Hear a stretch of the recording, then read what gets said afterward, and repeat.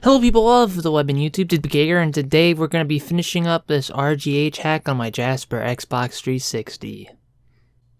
Now with that said, if you haven't seen part 1, I recommend going back and watching part 1, because if you haven't already backed up to your NAND or written the Zell image over to your console, then this video is going to be useless to you. Now with that said, today we're going to be installing our actual glitch board into our console. Now the glitch board I chose to go with, like I said in the previous video, is a Cool Runner. Now this chip is fairly easy to use, and even though it's kind of a knockoff of the original Cool Runner, this is indeed a Cool Runner clone, it seems to perform just as well in my experience. Now with that said, before we can install this thing into the console, we need to flip the switch from norm mode into program mode. Then from there, we got to flip the switch that says slim and fat and set that for fat mode. Once we have both the switches switched over to the correct positions, we can then plug the Cool Runner into our NAND or JR programmer. In my case, I'm using a JR programmer, so you gotta set some switches on that, but it should be fairly obvious what switches you need to set. Anyway, once we got the switches set, we got our Cool Runner plugged into our JR programmer, we can then plug that into the computer. Now from here, we gotta open up JRunner and then go under Advanced, Custom NAND CR Functions. Then we want to select XSVF and click the three little dots and select our file that we want to flash over to our Cool Runner. In my case, since I'm using a Jasper, I use the timing file everyone seems to use, which is the 18 timing file under matrix under try these first. Now I will be listing all the timing files down below, so if that timing file doesn't work for you, you can feel free to try any of the timing files you want under matrix in the try this first folder. Now I will keep my timing file that I used separate outside the pack, that way if you guys want to try the timing file that I used right away, you can. But from there, once we select our file, we can hit run, and the Cool Runner board should be now programming. From here, it will beep once or twice when it's done, and you will see the Cool Runner light up as well as the JR programmer. If you are getting these lights and the program beeps and says it was flashed over successfully, we can then unplug our Cool Runner. Now when the Cool Runner is unplugged, we can flip the program switch back over to norm mode, which is normal mode. From here, we can now begin to attach our wires onto the Cool Runner. To save some time, I just cut ahead to already having the wires attached to my Cool Runner, but I will be providing a diagram up on screen to show you guys what colors go where. Also, you will see that my orange wire, the B wire, is a different color. I did this because I'm not going to be using the clock point that's recommended in the guide. I'm going to be using an alternate clock point. So I extended my wire out. I just used the slim cables that came with the Cool Runner for my B wire. And speaking of the points for the Cool Runner, there are several points on the motherboard that we got to solder to in order for our Cool Runner to work. I will be providing screenshots on screen because some of my video doesn't do this justice. These screenshots should be enough to help you out in finding the points where you need to solder, and from there, if you follow the guide right, you should have an Rgh hacked console. But with that said, I'm just going to do a quick little montage of me soldering on these wires. And as you can see, it isn't that difficult. Like the first 4 or so wires are super easy. You might have problems with the ones under the X clamps. But if you just take your time with it, you can get it pretty much first go. Now what I recommend when soldering is, if you can, if the wire's moving around too much, tape it down, but tape it down gently. You don't want it permanently fixed down to the motherboard yet. You just want it taped down enough that you can solder with it without it getting in the way. Anyway, once it's all soldered together, you can then flip the console back over, and when you go and plug it into the wall, you should see the Cool Runner chip light up red. If the chip is lighting up red, more than anything, you probably got everything hooked up correctly. Now from here, we can plug in our video cord, our fans, and the Rgh light board. We're going to be performing our first test boot of the console, and if everything works, you should see on screen Zell launch. Now if you don't see Zell launch, don't worry. If you're having any issues, try a different video cord. At first I tried my HDMI cord, but I found out my HDMI cord was bad, so it would throw up a red ring of light error. If you get any errors with the red ring, chances are it's the video cord or you have a bad wire soldered somewhere on the motherboard. Other than that, once I changed the video cord over, Zell booted up like that. Now once we're in Zell, we don't want to mess around in here too long, especially since the system's all taken apart still. We want to just wait for Zell to get to the part where it shows our CPU key and our DVD key information. From here, we can take a picture of this information and then transfer it over to JRunner. Now, if you don't want to take a picture, you can use network access. You can plug an Ethernet into the Xbox and into the computer or whatever it is you're using to run JRunner.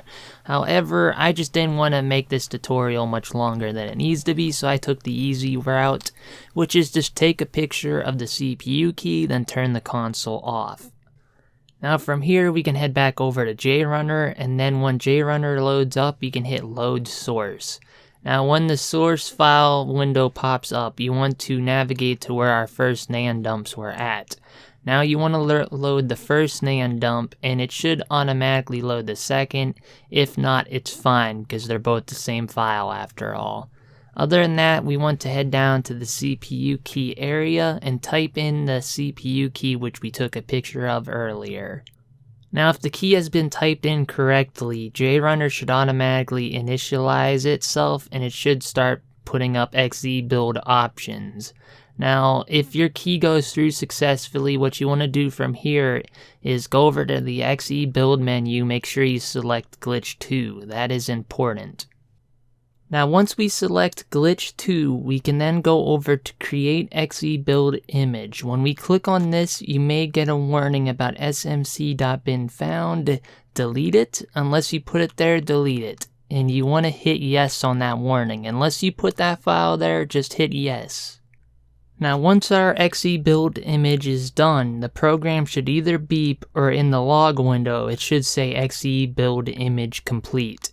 Now from here, we want to then go under Show Working Folder and click that button. When we hit Show Working Folder, you should see a few files now in that folder. The files you should see are upflash.bin. You don't want to know how many times it took me to say that, but you will see a file called upflash.bin, and you will see some other files such as CPU key, your KV info, and your upflash.bin text file. Now from here, we want to copy everything in this folder to a secure location, such as your desktop or onto a DVD or onto another flash drive. But from here, once we copy them files, we want to then copy everything that was in that folder, the CPU key, KV info, upflash.bin text, and the upflash.bin to a flash drive, which we will then put in our Xbox 360.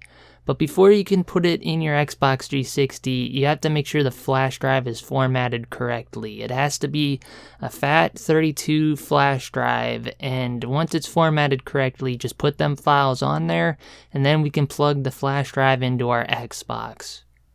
Now from here, it doesn't really matter how we turn the Xbox on, we just want to plug power into it, make sure our fans are hooked up and that the screen is indeed plugged in just like before. We want to plug our flash drive in, and you want to either hit eject, or you want to hit the power button on the ring of light board. Either way, it shouldn't matter, but when your Xbox boots up, Zell should launch again. Now when Zell launch, some things will be a bit different. You will notice it will say flash drive upflash.bin detected. Do you want the flash now? Push power button if not. Now if you see anything but the name of the file upflash.bin, you want to turn the console off. You don't want it to flash the normal NAND back if you happen to have those files on your flash drive already. You want to make sure it just says upflash.bin, and if that's correct, don't touch anything. The console will then flash over our modified dashboard, and when it's done, it will tell us to turn the console off. Now, once we turn the console off, I recommend pulling the flash drive out, then turning the Xbox back on. From here, you should see the dashboard come up as it normally would. If you're getting any freezing and or stuttering when the Xbox attempts to glitch, I recommend checking your soldering as well as how you have the wires positioned. In my case, where I had the wires positioned, it turned out to be good for me, so I recommend keeping the wires in the same kind of position if you want instant boots, just like I have. But yeah, with any luck, once the console turns on, you will see your normal dashboard and everything should indeed be working. And now from here, we can either choose to copy on some software now, or we can put the console back together. In my case, I chose to run Rgh menu just to see if everything was indeed working correctly. There we go, she's back together. You can't even tell she broke, and the paint job isn't that bad after all. I thought it would look a lot worse once it was back together, but oh well, let's give it a good old test and we'll hopefully still have an Rgh console and hopefully nothing came undone. Now here comes the scary part in my opinion. If you put it all back together, turn it on, and it doesn't work, or you get freezing or red ringing, you will have to take the thing apart again and see if any of your wires came undone, or if maybe your wire position got a bit messed up. Now in my case, everything worked, but when you're putting the thing back together, just be careful of the fan shroud. Once you put that on, make sure you're not pinching down on the blue wire or a B wire.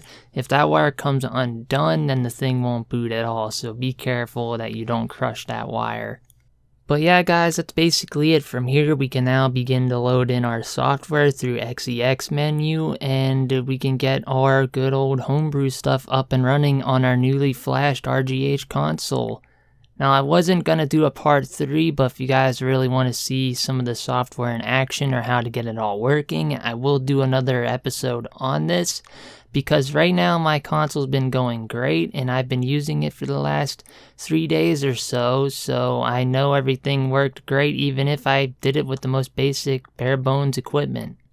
So yeah, just as a bit of proof of concept, that's why I did this with absolutely the bare minimum, just to show you guys it can be done even by an amateur such as myself.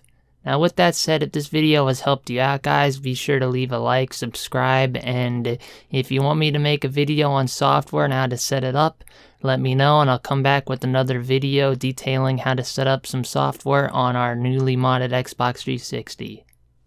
But for now guys, I'm going to leave this video off here. DTPK signing off. Peace. Anyway, now that we got our board to read the NAND, we want to attach some wires to the vias on the motherboard, a different one. Anyway, yeah, that's pretty much it for this e-writer. Now, what are my thoughts and